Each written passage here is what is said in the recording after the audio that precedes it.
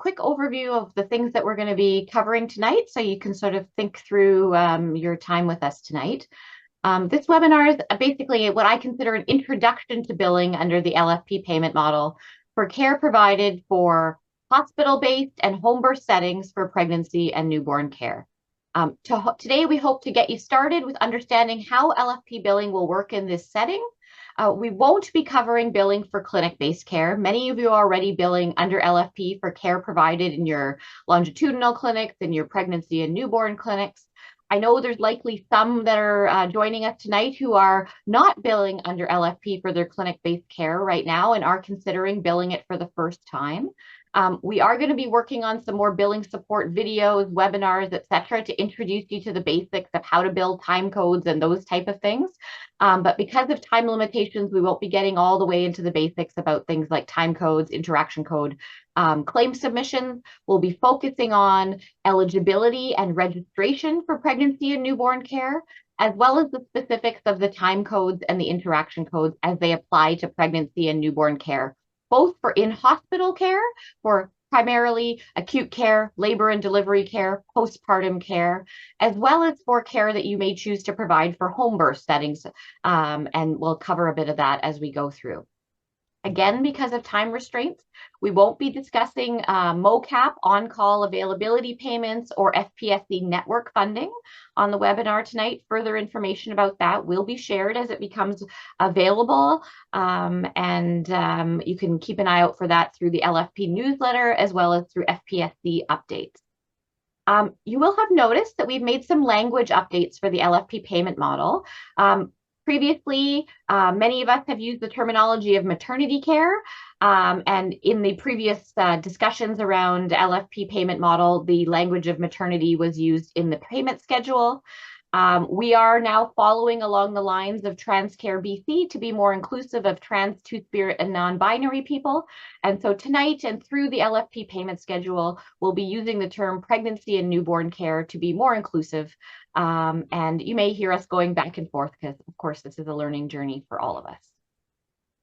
So let's start going into the details then. With the addition of pregnancy and newborn care, long-term care, palliative care, and inpatient care, the LFP payment model is a little bit closer to being a comprehensive payment model that reflects what we do as family physicians, comprehensive generalist care. I will mention the LFP payment schedule is the source of truth about the LFP payment model. The payment schedule is updated regularly based on your input and your feedback, and the new payment schedule that will come into effect shortly for pregnancy and newborn care can be found on both the BC Family Doctors website and Doctors of BC websites, as well as on the Ministry of Health website. In addition, what you see on your screen here today is a screenshot of the new updated simplified LFP guide that can be found on the BC Family Doctors website, and all of the billing codes for pregnancy and newborn care, as well as the other areas of facility-based care, have been included in that LFP guide already. So if you have know what your login is, I would suggest you log in right now so that you can use it as a resource as we go through the webinar. It makes it a little bit easier for you to learn as you go along and get the details of the billing codes. The information that we're presenting tonight is taken directly from the payment schedule. All of us have been involved with drafting the payment schedule together with our colleagues at the Ministry of Health. However, we aren't able to replace your entire reading of the LFP payment schedule with simply the webinar tonight. So please ensure that you read it top to bottom before you start billing these new codes. Beyond what we cover tonight, there are many more things that are changed and updated in the payment schedule. And it really will protect you from an audit if you take the time to really read it through. For those of you who use the billing question library on the BC Family Doctors website on a regular basis, we haven't quite updated all of the content in there as well. That's currently a work in process. We are going to answer as many questions as possible on tonight's webinar.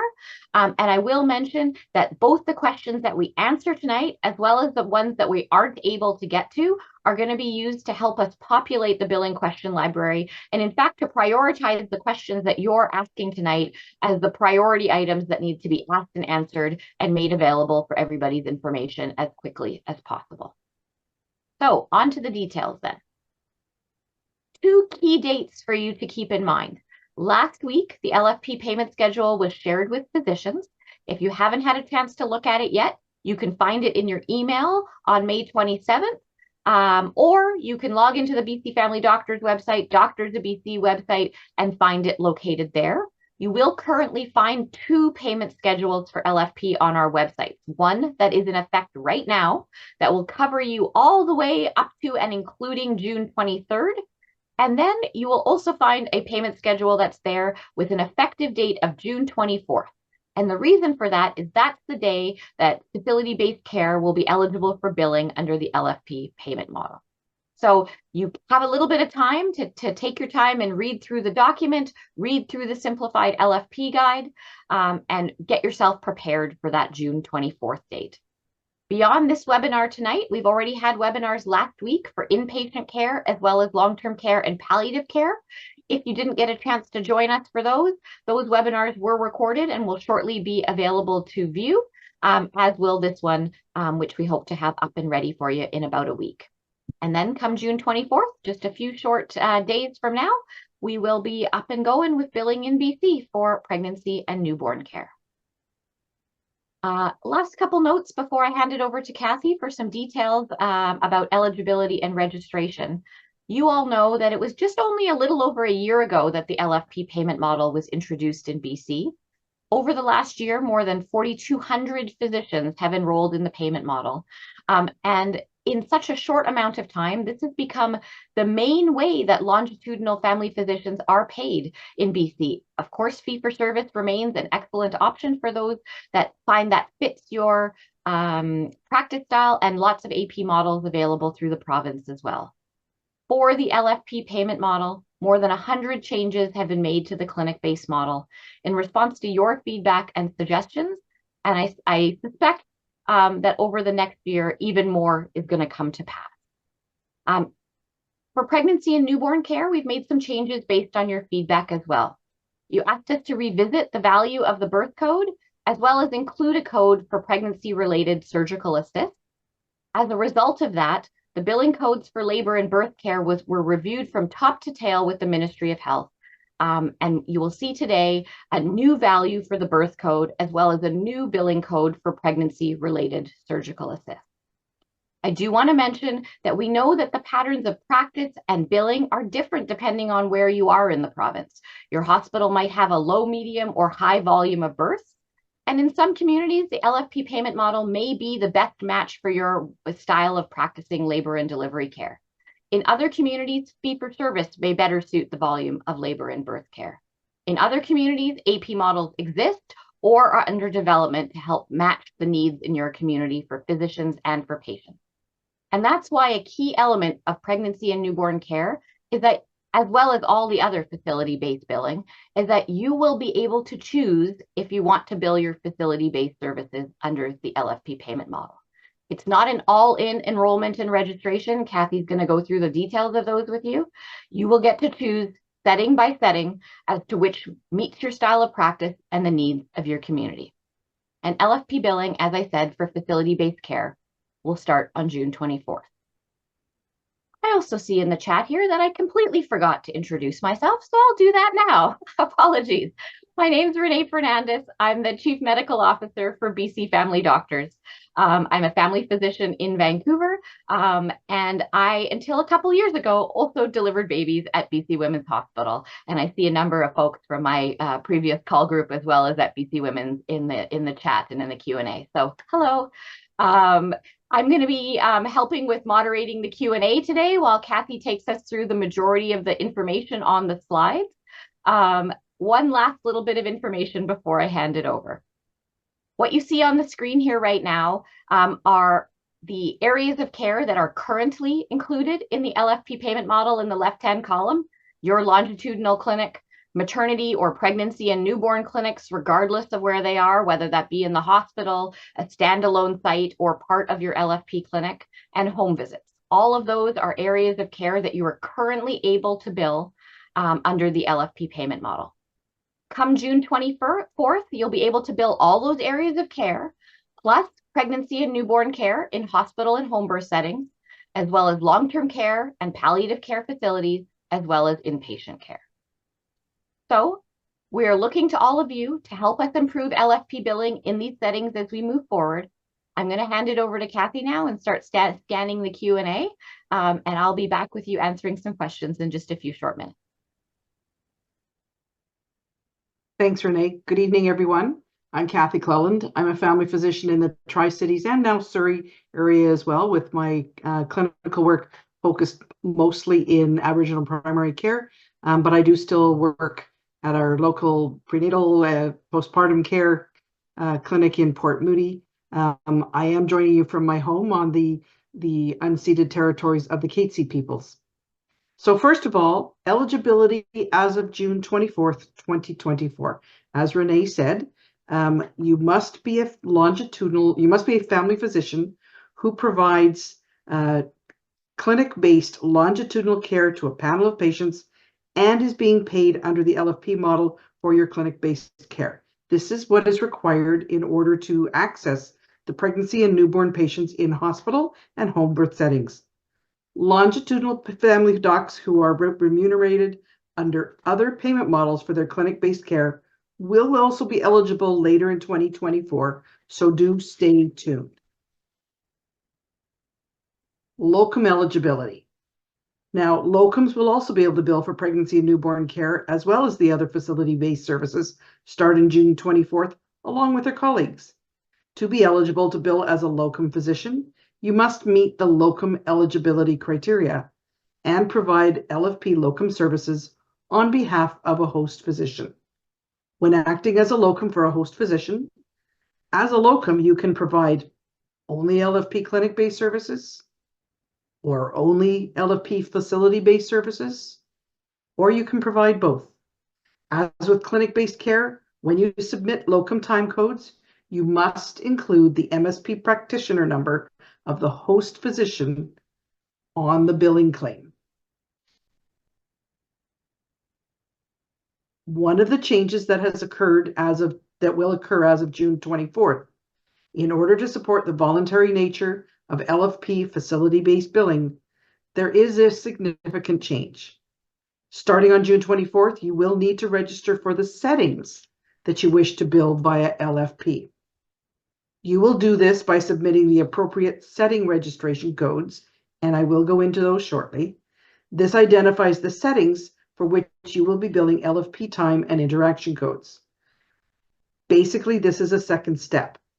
As you know, physicians enroll in LFP itself by submitting 98000. This confirms that you meet the LFP payment model eligibility requirements. That is still going to be required. Those of you who are currently billing under the LFP clinic-based care will have already submitted that to enroll in the payment model.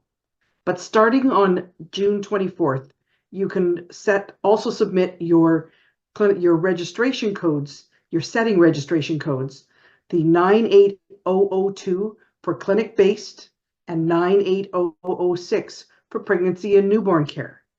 So to continue to bill LFP, you will need to submit both of those codes if you're going to be doing facility-based pregnancy and newborn care.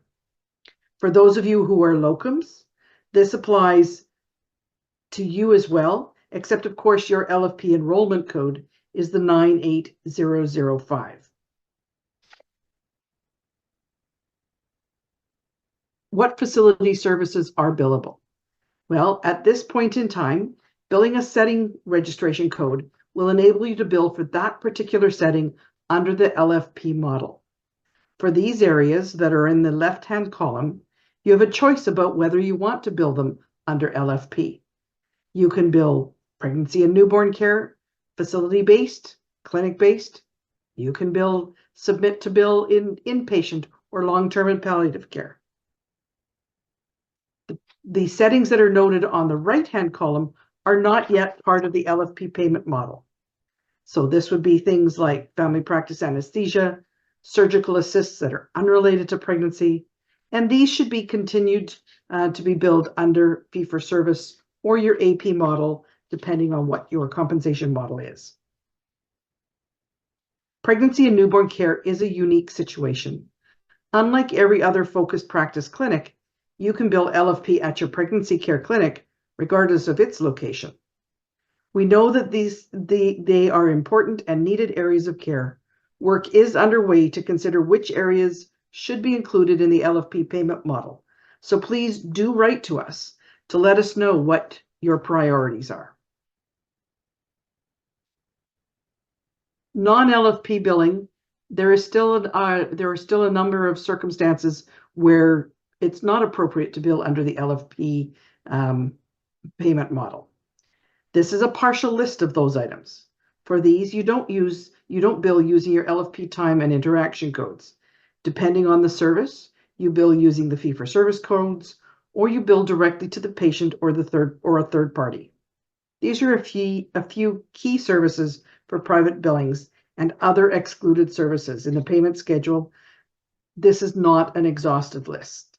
I would strongly suggest you review the extended services section in the LFP payment schedule in full to familiarize yourself with what services are not billable using LFP time and interaction codes. These excluded services in the LFP payment schedule also apply to your LFP clinic or pregnancy and newborn clinic as well. So now we have a poll for you. So Jasmine is a full-term patient who's visiting from Manitoba who presents to your LDR in possible early labor. Can you bill the assessment under the LFP payment model? No, this patient is from outside of British Columbia and so must be billed through MSP using your regular fee-for-service code. So now we're going to talk about time codes. As we start this section, I want to mention that there are separate time and interaction codes for locums, just as there are for clinic-based care. But for simplicity, today we're only displaying the codes that are used by the longitudinal physicians. The locum codes, however, do have the exact same billing rules. You can find the locum codes in the LFP payment schedule and as well in the simplified LFP guide. An important point, physicians who practice in the rural subsidiary agreement areas, the RSA communities, and are eligible to receive the Rural Retention Program fee premiums on LFP payment model, time codes, and interaction codes. So just like you might currently have for your clinic, this also, the RRP will apply to the facility-based codes as well. Calculating time codes. For those who've been already working in an LFP model in the clinic, you're probably familiar with this, but we will go over this a little bit more. You calculate your time codes at the end of the day, adding up each 15-minute unit. It is a reminder that only a full 15-minute unit can be claimed. So for example, if you provide 50 minutes of indirect patient care or direct patient care, and that's all you provide in the entire day, you're only entitled to claim 3 units of the time code for that, because that's 45 minutes of the 50 minutes. For each time code, the number of 15-minute units are totaled across patients for the entire calendar day. You're not billing a time code on the individual patients. Direct patient care time. Direct patient care time is billable for facility-based pregnancy and newborn care, as well as for managing birth in a home birth setting. This means that care provided in the hospital, as well as those home birth settings, acute care, not the prenatal clinic. So it's not for seeing patients in your prenatal clinic that may happen to be located at a hospital. It is for acute care types of services. You will see that there is an increased rate for care provided on evenings, weekends, and at nighttime, but there is care time through the weekday as well. These are the rates that are available right now, and the 4 LFP codes for that. Again, there are locum codes that match this in amounts and time frame, but we're not displaying them today. Direct patient care time. For facility-based pregnancy and newborn care, this is definitely different than what you see in the clinic. This includes in-person care with a patient present, management of the first stage of labor when the physician is clinically required to be in attendance. Examples of that are, oxytocin. Remembering you are responsible for determining what is clinically appropriate. Management of the second and third stage of labor. You're on-site or in the home birth setting. Transition between consecutive patient interactions. So you're moving between the labor room, the assessment room, the postpartum room, maybe the postpartum ward, or moving from patient to patient within any of those settings. This means that you are providing clinically required care in hospital, are moving back and forth between direct and indirect care. You can bill direct care time for the entirety of that time. You will not bill any indirect time codes while you are clinically, you are on-site providing clinically required care at the facility. So for those in-between times when you're looking after any results that may have come back on a patient that you're seeing, that is all included under your direct patient care time. Travel time. The travel time is a new code. This has been added or will be added as of June 24th, both for the settings that are under all of the facility-based care as well as the in-clinic. Some of the key information about this time code are time spent on travel for the most direct route between patient care sites, including clinic settings, facility settings, and the patient's home settings. You must take all reasonable and clinically appropriate steps to reduce the amount of travel time where possible. There is a maximum of 1 hour travel time per calendar day.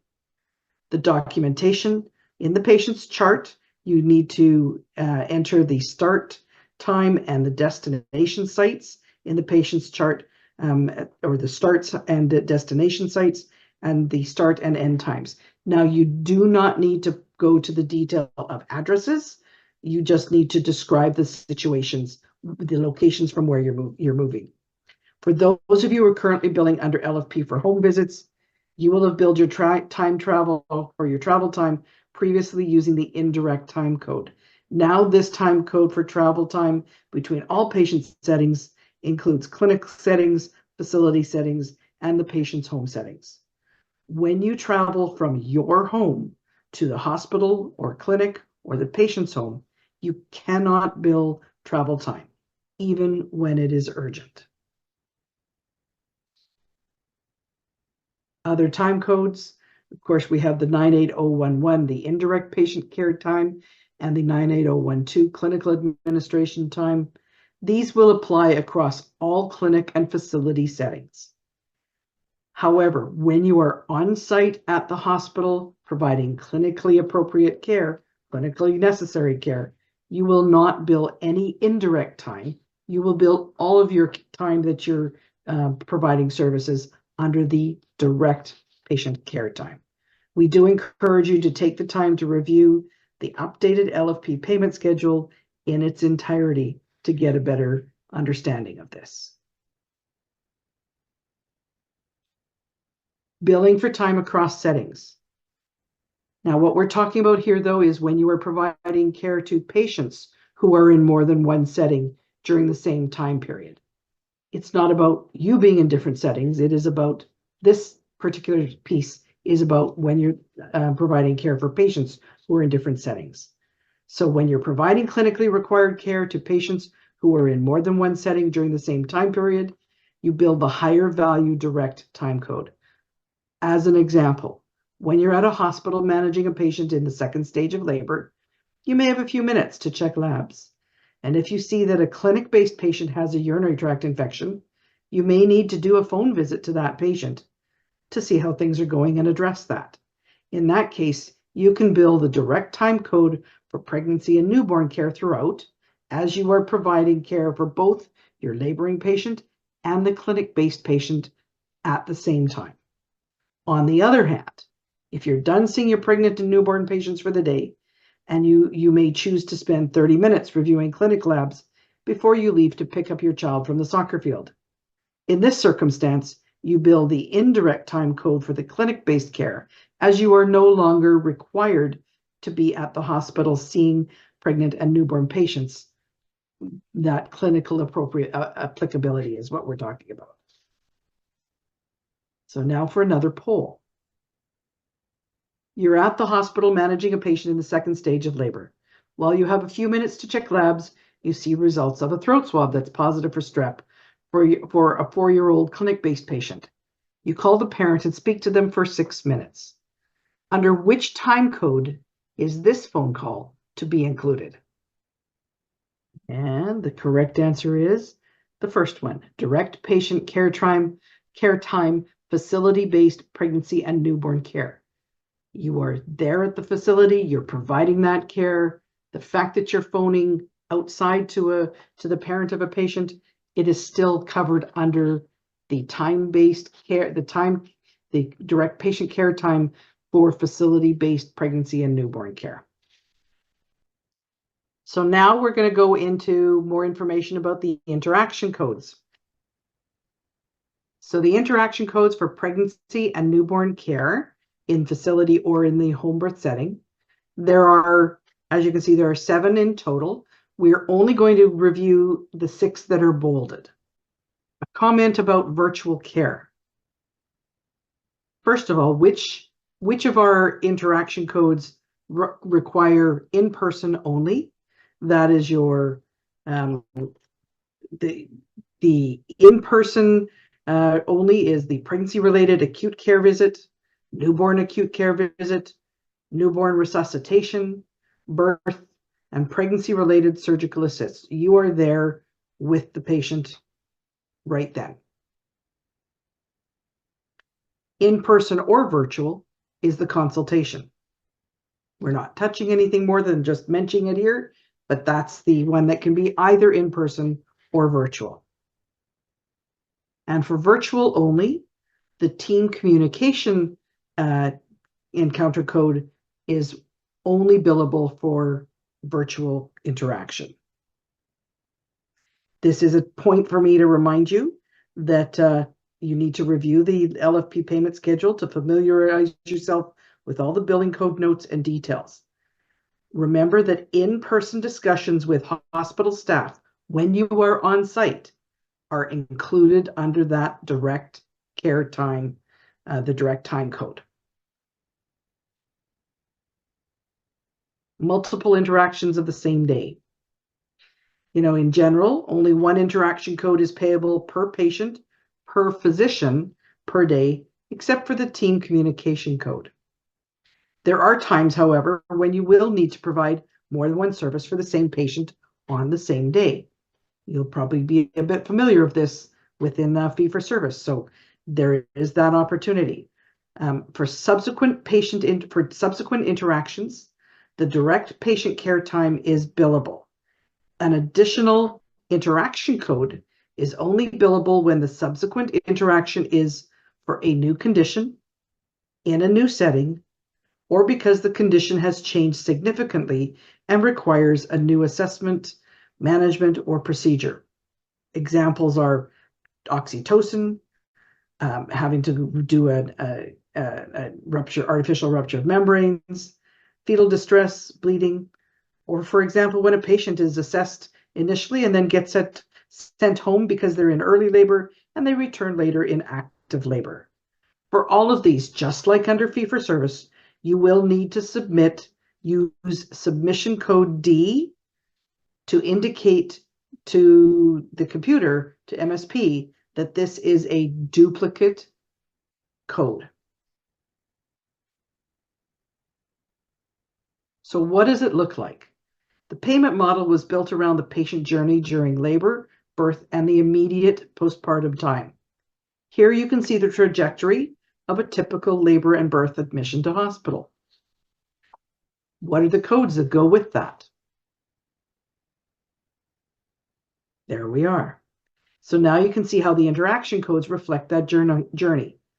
Unlike our fee-for-service delivery and postpartum care code where everything is mostly bundled together, the services here are unbundled.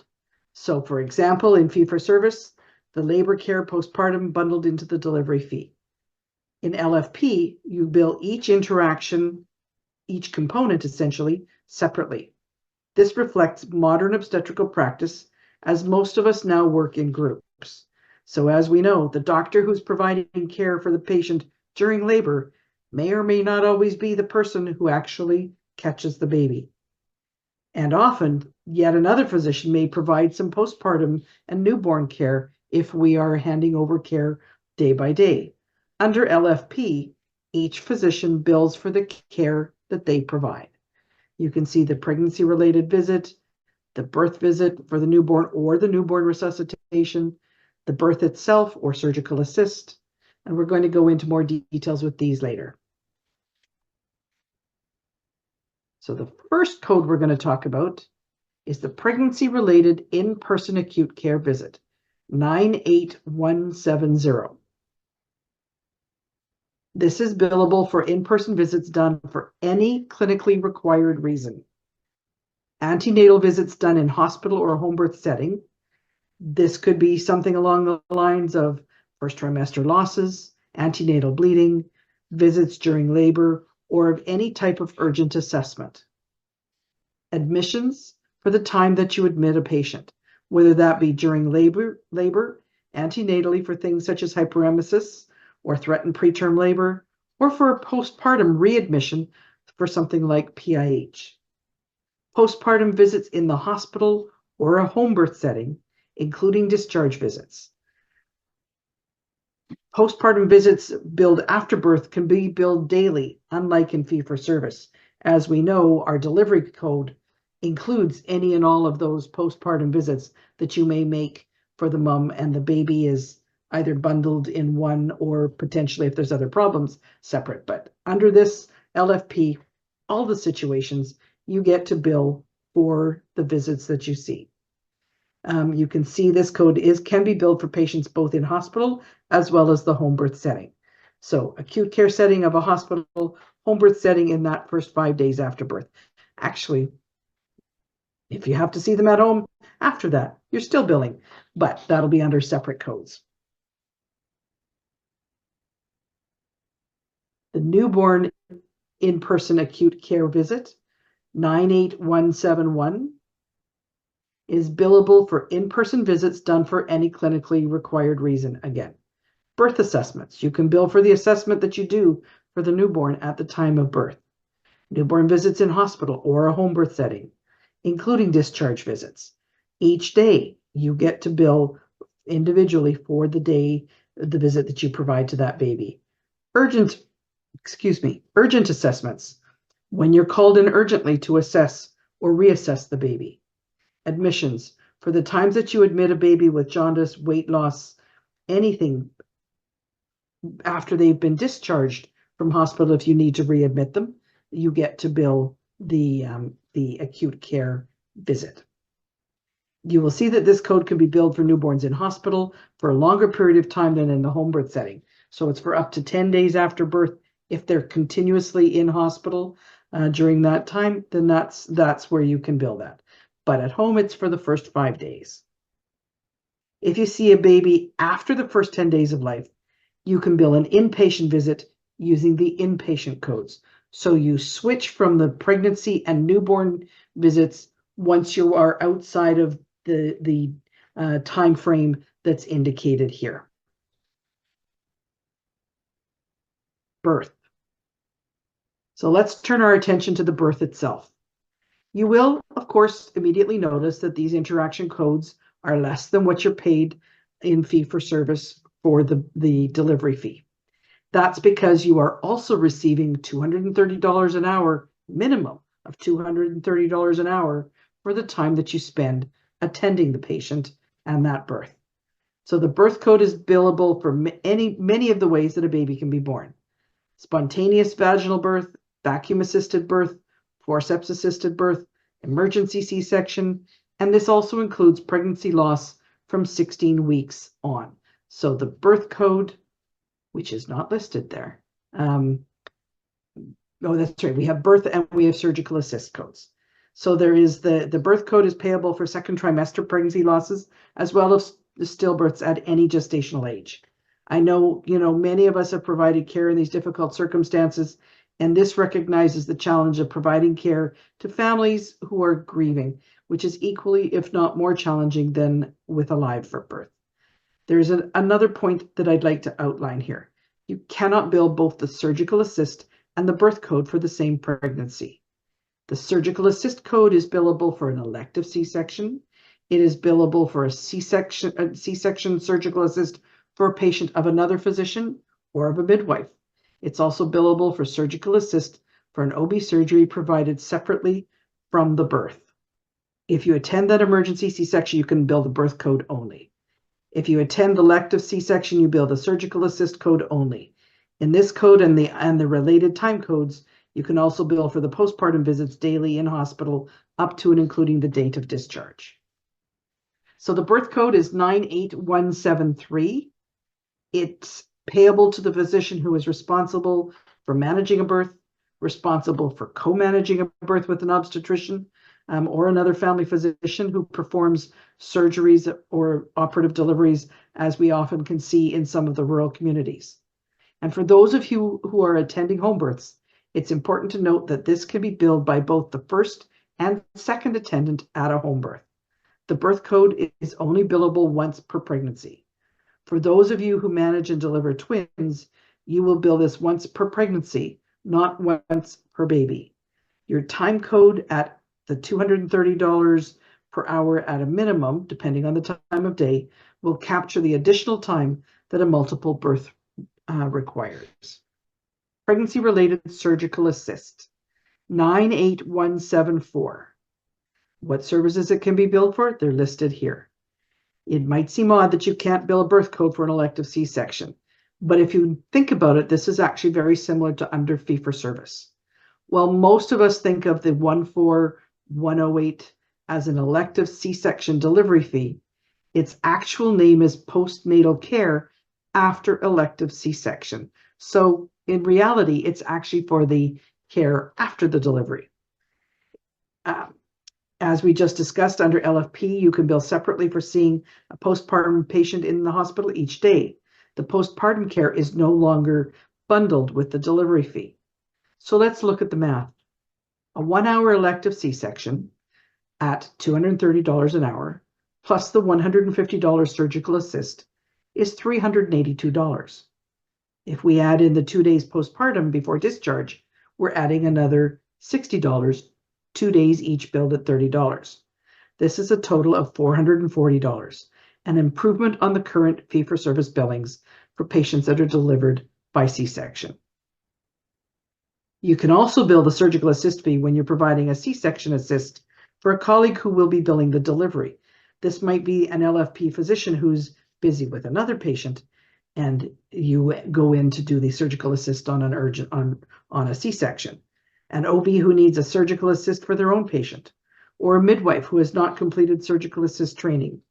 You can also bill under those uncommon circumstances where you assist for other OB surgeries, whether that is a peripartum hysterectomy, cerclage, or laparotomy, trauma laparotomy. This is the one exception to the rule about not being able to bill both the surgical assist and birth code for the same pregnancy.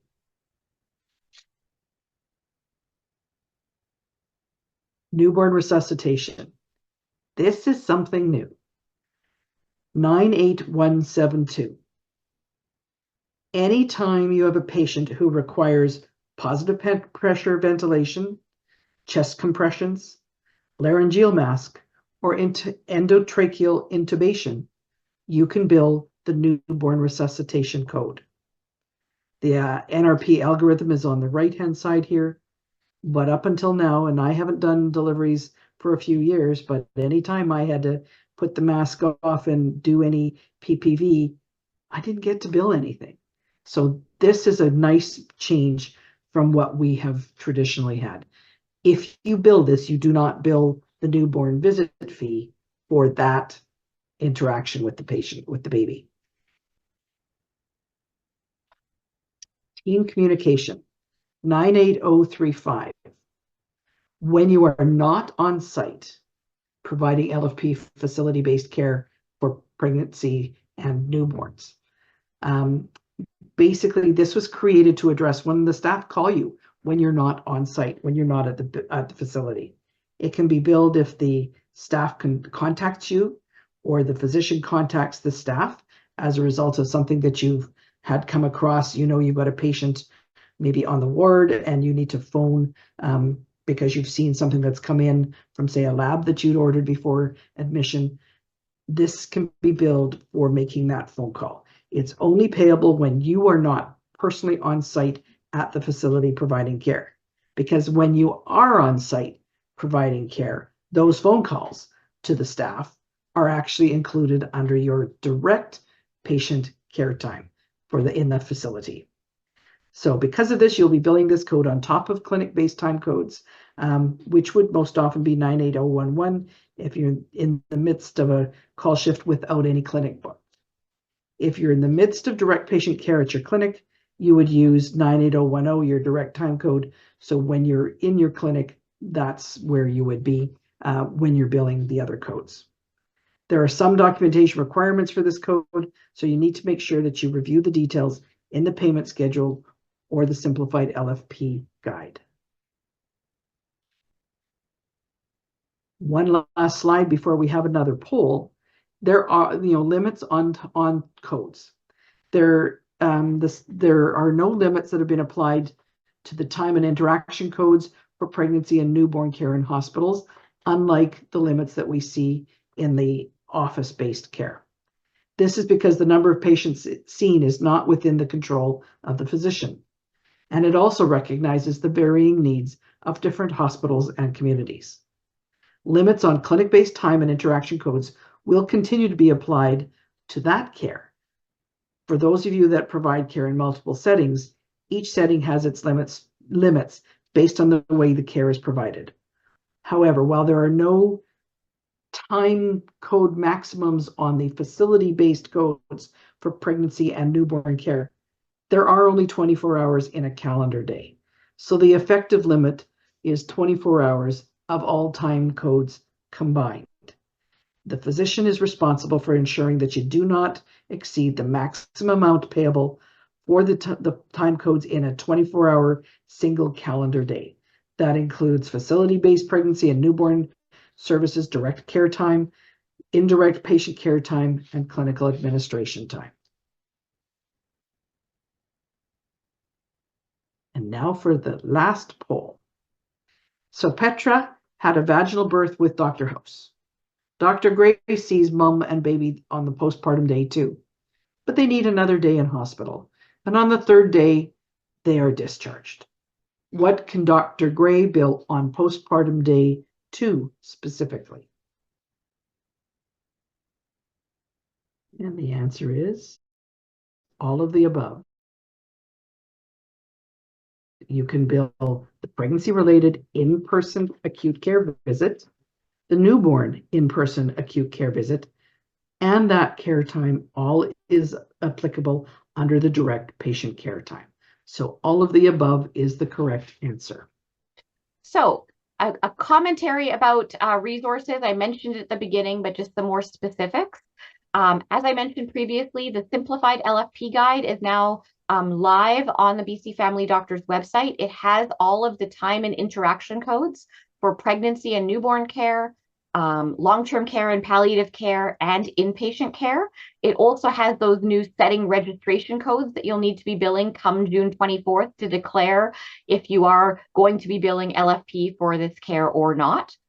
So you can find those on the website, and we will be building out the simplified LFP guide to have case scenarios and all of these things that are really how I think and frame around my billing is, what do I do in this circumstance or that circumstance? And we're working on those right now, and we'll have as many of those up and available for you prior to June 24th.